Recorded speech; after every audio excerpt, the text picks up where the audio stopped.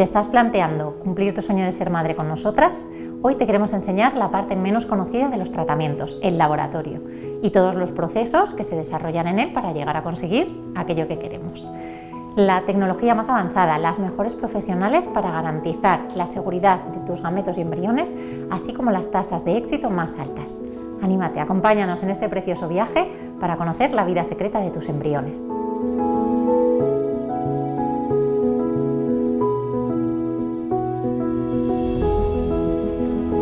Hola, soy Patricia Recuerda, directora de laboratorio de Love Fertility Clinic.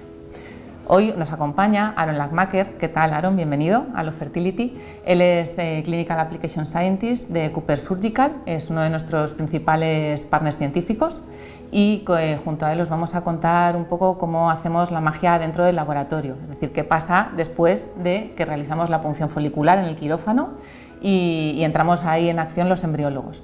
Realizamos todos los procedimientos en unas condiciones muy controladas de temperatura, atmósfera, para que obtengamos siempre los mejores resultados posibles. ¿Verdad, Aaron? Sí, pues no, lo primero, muchas gracias por invitarme para estar aquí con vosotros hoy. Uno de mis objetivos principales es trabajar con las clínicas para ayudarlos a optimizar los procesos dentro del laboratorio. Y hay muchos factores, hay muchos procesos que se pueden mirar. El primer paso, cuando sacamos los ovocitos, que lo realizamos en una cabina de flujo laminar, se llama, porque ahí vamos a mantener siempre los ovocitos en condiciones de esterilidad y vamos a mantenerlos en una temperatura también constante, que es muy importante para que obtengamos siempre los mejores resultados. Para ello utilizamos unas cabinas de K-Systems y bueno, a partir de ahí sí que seleccionamos, buscamos los cúmulos que contienen los ovocitos en el líquido folicular que nos han pasado los ginecólogos en la punción y los recuperamos y los guardamos en el incubador, que es otro de los grandes importantes dentro del laboratorio de reproducción asistida, ¿verdad? Nosotros contamos con un incubador también de K-Systems que lo que va a hacer es ayudarnos pues eso, a mantener también los ovocitos en unas condiciones constantes de temperatura, una atmósfera para que se mantenga el pH en el medio de cultivo en el cual se encuentran. Lo primero, como dices, es recibimos los ovocitos en el laboratorio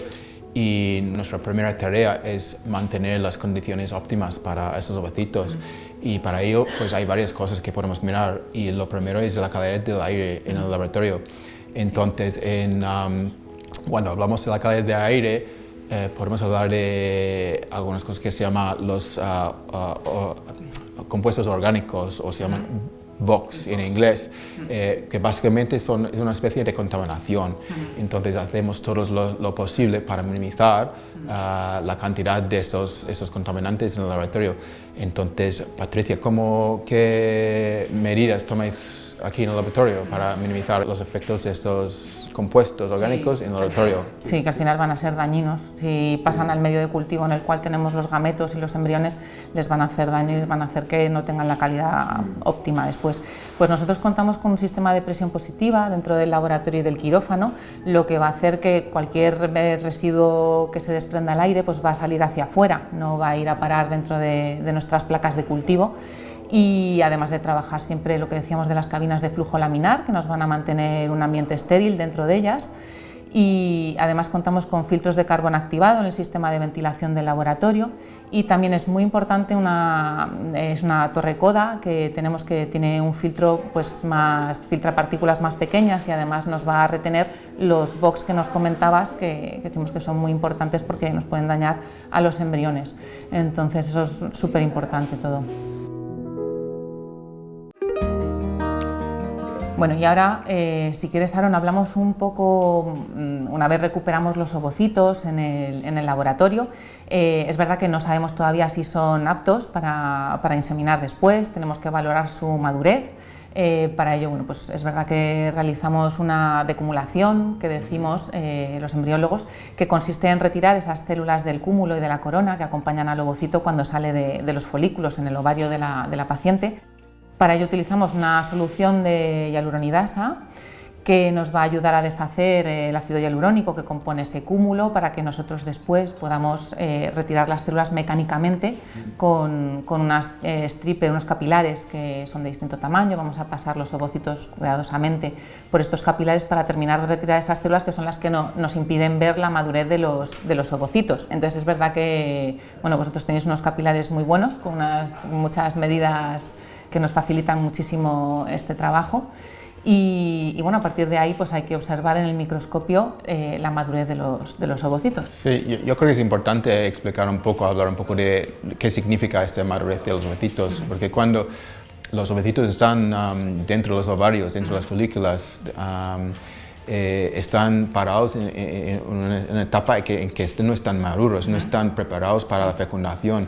Entonces es unas 36 horas antes de la punción ovárica que la paciente recibe una inyección, y esto sirve para varias cosas. Unas cosas es que suelta los ovocitos para que se pueda recuperar mediante la punción ovárica. Y luego también otro papel importante que tiene esa inyección es que reinicia el proceso de maduración de los ovocitos, para que cuando recibimos en el laboratorio podemos entonces evaluar el estatus de maduración. Es una maduración genética del ovocito, y esos son los ovocitos que son capaces de recibir los espermatozoides para la fecundación.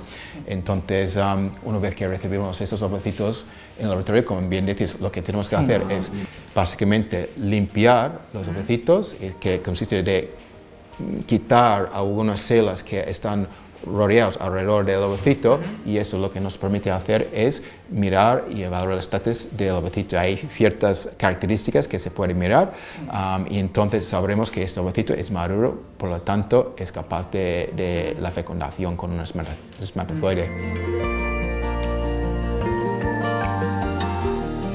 Una vez tenemos los ovocitos clasificados, conforme a si son maduros o no de la paciente, lo que vamos a hacer es valorar cuál es la mejor manera en la que vamos a procesar esa muestra de semen, que puede ser de la pareja o bien puede ser de un donante de semen.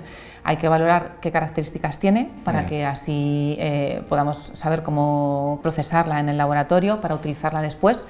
Y bueno, es verdad que también se pueden hacer ciertos estudios en la muestra de semen para así también intentar optimizar resultados. Es también determinante el saber cuál va a ser la mejor manera de realizar la inseminación de esos ovocitos. Claro, en el laboratorio tenemos básicamente dos opciones, que es la fecundación in vitro tradicional, que básicamente consiste de unificar los ovocitos con los espermatozoides durante la noche y se fecundan mediante un proceso natural dentro de las placas.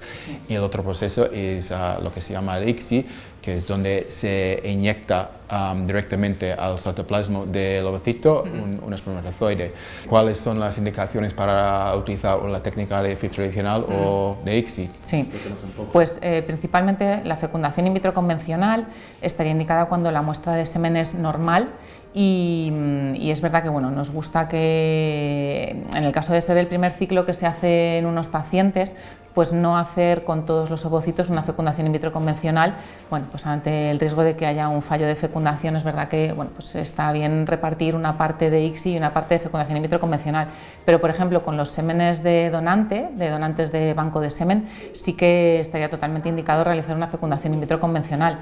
Mientras el ovocito lo permita porque no esté vitrificado, pues el ideal desde luego es realizar una fecundación in vitro convencional, ya que no hay ningún factor en el espermatozoide que nos haga pensar que no van a fecundar. Y la microinyección, la ICSI famosa, que realizamos con el micromanipulador en el laboratorio, en la cual los embriólogos somos los que seleccionamos un espermatozoide. Siempre queremos que sea el más bonito, el que morfológicamente sea el mejor de todos y el más rápido, porque al final eso va a ser indicativo de que tiene buena calidad. Y entonces somos nosotros los que seleccionamos visualmente los mejores espermatozoides, seleccionamos de uno en uno para irlos inyectando dentro de, como bien decías, de cada uno de los ovocitos maduros que tenemos de la paciente. Así es, y luego a partir de ahí ya se reconocen y... Es verdad, es que después de hacer los test de diagnóstico en el semen, vemos una serie de parámetros del semen que podría ser tanto la morfología, que es la forma de los espermatozoides, como la concentración, que es el número de espermatozoides, o también la movilidad de los espermatozoides. Y según esas indicaciones, pues entonces tomamos la decisión entre hacer un ICSI o la FIV tradicional. En el caso de hacer el ICSI, como dices, pues utilizamos un micromanipulador en que es el propio embriólogo que selecciona el espermatozoide para inyectarlo directo al ovocito. Para ello, pues necesitamos un equipo muy complejo para hacer esa técnica. Otra función muy importante para este equipo es el mantenimiento otra vez de los parámetros. En este caso el parámetro importante es la temperatura, porque lo que no queremos es que haya variaciones en la temperatura. Los ovocitos, tanto los ovocitos como los embriones, lo que quieren es estar más o menos a una temperatura de 37 grados durante todo el proceso. Entonces este equipo lo que tiene es una platina calefactada para mantener la temperatura a 37 grados. También lo que tiene es un sistema de flujo de aire que sopla hacia la muestra para otra vez asegurar la buena temperatura de la muestra. La verdad es que a mí es lo que más me gusta del equipo. Bueno, lo importante en esto es mirar a todos los pequeños pasos, asegurar que todo esté optimizado y estamos haciendo lo mejor posible para los ovocitos y los embriones en cada paso. Sí, en los pequeños detalles luego se nota la diferencia, la verdad. Sí. Así que sí, es que es un detalle muy importante. A mí me gustó muchísimo cuando conocí el equipo que tenía ese chorro de aire que mantiene al final la temperatura en la placa, en la gota, donde están los ovocitos o los embriones, a la temperatura constante, porque realmente, bueno, pues quien conoce la complejidad o cómo es un micromanipulador sabe que ahí es donde muchas veces puede estar el fallo, porque es difícil mantener ahí una temperatura constante entre los ovocitos que están en las gotas de alrededor y el que está en el centro, en fin. Entonces es verdad que es un detalle muy importante. Y es verdad que el micromanipulador nos permite bueno, pues microinyectar los ovocitos, pero también nos permite realizar la biopsia embrionaria. Después del cultivo embrionario, más o menos en el quinto día, cuando el embrión pasa de ser otro, que es un embrión de una célula, luego pasa a tener 2, 4, 8 células, luego más o menos en el quinto día pues llega a formar esta estructura que se llama el blastocisto, y ahí se puede hacer una biopsia del embrión utilizando el micromanipulador para analizar el estatus genético de las células. Sí, hoy en día es una práctica muy realizada al final, porque bueno, pues con el aumento sobre todo de la edad materna en la mujer, pues es verdad que aumenta la probabilidad de obtención de embriones con alteraciones genéticas, sobre todo a partir de los 38 años. Entonces es verdad que la biopsia embrionaria con un análisis genético está siendo una técnica que estamos realizando mucho en el laboratorio, y eso es muy importante, mantener esas condiciones óptimas, desde luego. Y bueno, también es importante comentar que el cultivo embrionario se realiza en los incubadores para mantenerlos siempre, o sea, al final hay que pensar que los embriones hay que tenerlos como si estuviesen en el tracto reproductivo femenino. Entonces, al final nuestra temperatura debería ser constante en el tiempo, y las condiciones, bueno, pues con sus variaciones según en qué parte del tracto reproductivo estén, y bueno, de hecho se intentan adaptar al desarrollo embrionario con los medios de cultivo que tenemos, pues al final intentamos siempre siempre dar cubrir todas las necesidades de los ovocitos, de los gametos en general y de los embriones, siempre dentro del laboratorio, claro. Sí, lo que estamos intentando hacer ahí es, como dices, simular las condiciones en que están los ovocitos o embriones dentro del tracto reproductivo, y para ello tenemos, bueno, medios de cultivo, que son los medios que llevan los nutrientes que requieren los embriones para crecer, pero también para ello pues tenemos los incubadores. El objetivo de los incubadores es mantener los parámetros, y los parámetros más importantes para los ovocitos, para los embriones, son, uno, la temperatura a 37. También esos incubadores lo que hacen es controlan la concentración de distintos gases, y esto es para básicamente controlar lo que es la acidez, o que se llama pH, del medio de cultivo, que tiene ciertos requerimientos para los embriones. Y entonces nuestra labor como los embriólogos es hacer el buen control de calidad para asegurar que todos estos siempre están a punto durante todo el viaje. Es muy importante, sí. Sí, cuantas menos variaciones al final tengan, siempre va a ser mejor su desarrollo dentro de sus posibilidades. Siempre queremos que pues, tengan las mejores oportunidades, desde luego. También es verdad que es muy importante la calidad de los incubadores, los sistemas Time Labs. Es verdad que nos permiten actualmente, pues bueno, conseguir, aparte de que estamos registrando toda la información de cómo realiza el embrión esas divisiones embrionarias que van a dar lugar a los blastocistos, bueno, pues podemos ver si ha habido alguna alteración, alguna anomalía, para seleccionar al final los mejores embriones, pero también es verdad que nos ayudan sobre todo porque no vamos a tener que sacar los embriones de cultivo del incubador para poder observar su desarrollo. Efectivamente, y yo creo que, en mi opinión, esa es la mayor ventaja de tener esos tipos de incubadores. Es que no hace tanto, pues no teníamos las posibilidades de hacer ese tipo de cultivo con los embriones. Por ejemplo, los medios de cultivo había que cambiarlos por lo menos 2 veces durante todo el cultivo embrionario. Entonces había que sacar las placas con los embriones. Todo esto, pues lo que hace es generar estreses para los embriones ovocitos. Y eso es lo que queremos minimizar. Entonces, hoy en día que tenemos medios especiales que pueden mantener el cultivo de los embriones durante hasta el 5º día, antes de hacer la transferencia embrionaria, también tenemos incubadores como el timelapse que no hace falta sacar, podemos mirar en una pantalla el desarrollo de los embriones, entonces podemos dejar los embriones en su entorno sin molestarles y minimizar los estreses que tienen. Y además es verdad que el sistema timelapse se ve complementado con los medios de cultivo únicos que nos permiten, pues eso, como tú dices, que antes había que cambiar el tipo de medio de cultivo porque es verdad que estaban como más adaptados a según en qué parte del tracto reproductivo tuviese que estar el embrión en ese momento, y es verdad que hoy en día está visto que con los medios de cultivo únicos, pues One Step, pues es verdad que conseguimos cubrir todas las necesidades durante todo el desarrollo embrionario y nos permite pues dar ese puntito ahí de no tener que sacar los embriones para cambiar de medio de cultivo, que está muy bien. O sea, todo es siempre como pues intentando eso, optimizar el cultivo, molestarles, como tú dices, producirles el menor estrés posible, que al final siempre va a ayudar. Eso es. Sí. Y bueno, creo que a lo mejor hemos hablado un poquito de en cuanto a las técnicas que podemos utilizar hoy en día para preparar las muestras de semen, que es verdad que también es muy importante porque le damos muchísima importancia al ovocito, porque así lo es muy importante, pero es verdad que aquí la importancia es de los dos al final. Entonces sí que también es muy importante que consigamos seleccionar los mejores espermatozoides posibles. Sí, es verdad. Es que muchas veces bueno, damos mucha importancia a la calidad de los ovocitos y se queda un poco olvidado a veces la calidad de los espermatozoides del semen.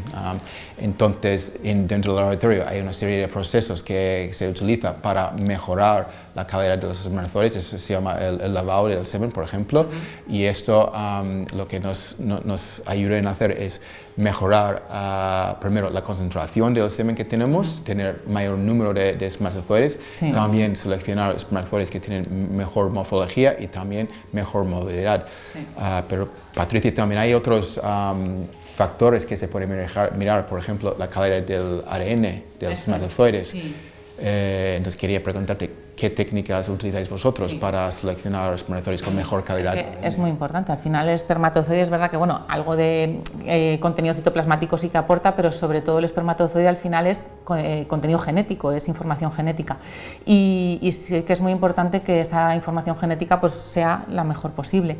Y nosotros pues utilizamos una técnica de diagnóstico porque es verdad que hoy en día pues con el medio en el que vivimos y la manera de vida que llevamos, pues sí que se está viendo que hay un aumento de la fragmentación del daño que puede tener esa información genética de los espermatozoides. Y realizamos cuando, bueno, pues no de inicio, pero sí que cuando tenemos sospecha de que algo no pueda estar bien, hacemos un estudio que se llama Comet Fertility. Y este estudio nos va a dar un diagnóstico del porcentaje de fragmentación del ADN, tanto de cadena simple como de cadena doble que tienen los espermatozoides, que al final va a ser muy importante. La cadena simple se relaciona con infertilidad masculina, pero la fragmentación de cadena doble sí que está relacionada con fallos de implantación y abortos después y mala calidad embrionaria. Entonces, bueno, sí que ahora tenemos una herramienta, además de que podamos diagnosticar el daño en la cadena doble, tenemos el Fertil Chip y conseguimos reducir mucho el porcentaje, la cantidad de espermatozoides con ese daño del ADN que obtenemos después para utilizar, para inseminar los ovocitos de la paciente. Entonces es verdad que bueno, sí que se están consiguiendo mejores resultados. Sí, eso es muy interesante porque la verdad es que hace años pues no teníamos esas herramientas, no había los test diagnósticos para mirar la calidad del ADN de los espermatozoides y aunque tuvimos esta información tampoco no había los tratamientos clínicos que hoy en día tenemos y eso es lo que nos permite hacer es customizar los tratamientos para los pacientes. Es muy importante que consigamos la mejor calidad en todos, en los gametos, ovocito por un lado, espermatozoide por el otro y al final en los embriones. Y la verdad es que estos tests, por ejemplo, cuando hacemos el análisis del semen, el tema de la fragmentación del ADN es algo que cuando miramos a un espermatozoide no se ve, no se puede clasificar la calidad del ADN. Sí, porque es verdad que los pacientes muchas veces, pues bueno, como le puedes comentar alguna característica de los ovocitos, le puedes comentar algo más porque sí que bueno, te permiten tener algo más de información morfológica, pero bueno, los espermatozoides es verdad que tampoco te permiten mucho más, de que sean lo más bonitos posibles y que se muevan lo mejor posible. Y los pacientes muchas veces te preguntan y dices, bueno, es que no, tampoco consigo ver mucho más, entonces, sí, claro, por dentro es lo importante. Y no yo me acuerdo cuando hablaba con los pacientes sobre la fragmentación del ADN, pues es que suena un poco, que da un poco miedo, ¿no? La fragmentación, pero realmente no es nada para tener miedo, y de hecho hay ciertas cosas que pueden hacer los pacientes en su vida para minimizar los efectos. Todo eso es resultado de lo que se llama los radicales libres de oxígeno. Entonces el uso de antioxidantes, pues es lo que pueden hacer es reducir esos radicales libres de oxígeno, que son los que hacen el daño al ADN. Entonces también los propios pacientes pueden tomar medidas para mejorar la calidad espermática. Al final, bueno, yo creo que todo esto es producto de, bueno, pues de nuestro modo de vida, pues vivimos rodeados de tóxicos, queramos o no queramos, entonces en la medida de lo posible siempre que uno pueda reducir y bueno, pues mejorar la calidad de tu alimentación, al final un ejercicio moderado que no sea excesivo. Y bueno, pues eso, tener siempre que sí, fumar, alcohol, es verdad que el café, los excitantes, cafeína, eso está visto, sí que está muy relacionado sobre todo también con la fragmentación de cadena doble del ADN. Entonces, obviamente, pues cuanto más se reduzcan este tipo de tóxicos, pues siempre mejor va a ser la calidad. También decir que bueno, esto no es una cosa que la mejora se vea de un día para otro, es verdad que lo normal es pues, esperar unos meses, en torno a 3 meses o así, para que se pueda observar esa mejoría. Sí, lo importante es hacer todo lo mejor posible, pero cuando los pacientes llegan al laboratorio también tenemos las herramientas para poder mejorar esa calidad también. Bueno, pues tenemos los mejores espermatozoides, como ya hemos comentado ya, bueno, pues los seleccionábamos para inseminar los ovocitos, hacemos el cultivo embrionario. Habíamos hablado un poco de biopsia embrionaria, nos falta un poco, pues a ver, al final, una vez que obtenemos los blastocistos, como primera opción desde luego se pueden transferir a la paciente, en el útero de la paciente en fresco se podría hacer, si reúne las características para poder hacerlo así, se pueden transferir al útero, siempre de uno en uno, desde aquí hago el comentario. No, eso también es algo que ha cambiado mucho en los últimos años, que anteriormente pues la tendencia era con la intención de maximizar las posibilidades de cada transferencia, maximizar las posibilidades de un embarazo, pues transferir más que un embrión. Sí. Luego, lo que nos hemos dado cuenta de el objetivo final es tener un bebé en casa, y para maximizar las posibilidades de esto es mejor transferir los embriones uno a uno, y luego si hay sobrantes, vitrificar. Como hemos mejorado muchísimo en los últimos años el tema de vitrificación, que es la criopreservación de los embriones sobrantes, pues se puede transferir uno a uno, y si la paciente no se quiere embarazar con este primer embrión, siempre tenemos los ovocitos o los embriones que están criopreservados para una transferencia posterior. Sí, porque precisamente como estamos hablando de todos los controles de calidad que tenemos que hacer en el laboratorio, precisamente ahora sí que podemos tener la seguridad de decir que el embrión que transferimos tiene la mejor calidad posible, tiene las mayores probabilidades posibles, entonces no es necesario transferir más de uno. O sea, yo creo que ya la mayor parte de las clínicas lo tenemos bastante claro. Bueno, cuando yo trabajaba en clínicas, habíamos mirado las tasas de éxito y lo que vimos es que había mayor posibilidad de tener un bebé en casa transfiriendo los embriones uno a uno y tomando un poco tiempo para hacerlo. Sí. Pero es así. Entonces, bueno, obviamente las probabilidades de embarazo transfiriendo un embrión van a ser mayores si lo tenemos analizado genéticamente, si le hemos hecho un diagnóstico genético preimplantacional. Obviamente su probabilidad de dar lugar a embarazo, si es un embrión sano, pues siempre va a ser mayor que un embrión que no hayamos analizado, que es muy importante. Y precisamente todas las mejoras que hemos estado hablando lo que nos han permitido es poder decir, porque antes bueno, pues no estábamos muy convencidos de que la calidad de nuestros procedimientos hace 10 años, 15 años, a lo mejor no estábamos tan convencidos de que eran las mejores posibles, siempre sabíamos que había algo que podíamos mejorar, pero es verdad que ahora, desde luego a nuestro alcance, lo tenemos, todo lo que podemos controlar lo tenemos controlado hoy en día, entonces es verdad que eso optimiza mucho y podemos estar tranquilos de transferir uno, que con uno es suficiente para conseguir embarazo. Y lo que tú decías de las tasas de supervivencia de los embriones vitrificados, que es muy importante, hemos pasado en un tiempo bueno, relativamente corto, pero sí que son unos cuantos años, hemos pasado de una congelación lenta, que las tasas de supervivencia pues, bueno, eran poco regulares, y eso en embriones, ya en ovocitos pues ya... En ovocitos que no era una cosa... No capaces de preservar ovocitos hace 15 años. Eso todo ha cambiado en los últimos 15 años, que con esa técnica de vitrificación ahora sí se puede con muy buenos resultados. Sí, eso es. Hoy estamos muy tranquilos cuando vitrificamos ovocitos a las pacientes, podemos estar muy tranquilos que las tasas de supervivencia que van a tener, estamos hablando de tasas muy altas, en torno al 95-98% de supervivencia, o sea que al final es que es importante comprender eso, todas las mejoras que se han producido en todo este tiempo, que es, o sea, para nosotros a lo mejor nos parece 15 años como mucho, pero realmente es un espacio muy corto de tiempo, hemos evolucionado muchísimo. Y bueno, al final yo creo que hemos hablado un poquito de todos los puntos, de todos los procedimientos que se puede realizar en el laboratorio para que consigamos al final que lo más importante, que es lo que tú dices, que es un bebé sano en casa. Yo creo que lo único que igual nos queda es que bueno, después de haber mirado el cultivo embrionario y unos trabajos del embriólogo es seleccionar con sus conocimientos el mejor embrión para esa transferencia.